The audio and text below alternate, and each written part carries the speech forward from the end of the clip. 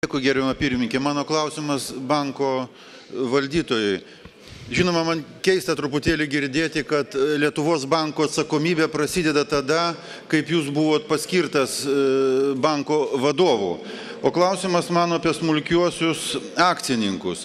Kaip žinia, 68% priklauso vienam žmogui, 25% kitam ir dar yra 3,7 tūkstančio smulkių akcininkų, kuriem priklauso 3,7 tūkstančio smulkių akcininkų. Tai viena teiginio dalis ir antra teiginio dalis.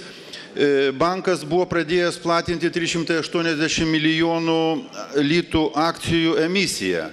Ir dalį jau įsigijo taip vadinami smulkieji akcininkai. Lietuvos bankas atsisakė įregistruoti tą naująją emisiją. Tai sakykite, ar tai bus tie, kurie įsigijo, ar tai bus banko indėlininkai ar kreditoriai ir kokia Lietuvos banko atsakomybė, kuri lygtai stebėjo, kaip platinama, nesijėmė tokių ryžtingų priemonių kaip dabar. Taigi mano klausimas apie smulkiuosius akcininkus. Kaip bus ginami jų interesai? Nes Latvijoje, pavyzdžiui, jų interesai buvo ginami. Ačiū. Dėkui iš tikrųjų už klausimą. Tai, manau,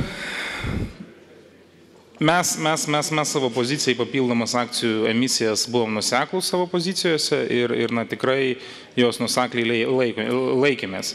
Tai aš manau, kad smulkiųjų akcininkų interesai būtų visiškai neapginti, o dar labiau pažeisti, jeigu nebūtų buvę imtasi iš tikrųjų veiksmų, kurių buvo imtasi. Tai gegužės 5 dieną buvo kreiptasi į mus iš tikrųjų, ir kaip aš sakiau, mes sprendimo nepriėmėm dėl to, kad mes nagrinėjom. Be abejo, galėjom priimti sprendimą, bet tai tada turbūt būtų labai nesąžininga būtent smulkiųjų akcininkų atžvilgių.